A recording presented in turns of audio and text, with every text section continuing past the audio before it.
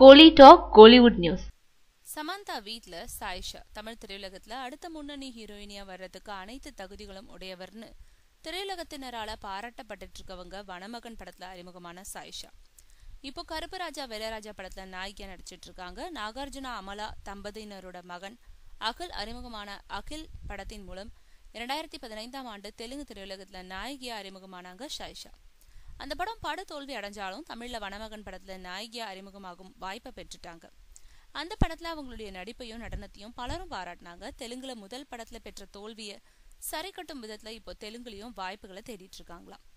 தமிழ் தெலுங்கு இரு மொழிகளிலும் முன்னணி நடிகையாகணும்ன்ற திட்டத்தோட வந்திருக்கும் சாயிஷா இப்போ ஹைதராபாத்ல ஒரு வீட்டை வாங்கியிருக்காங்க.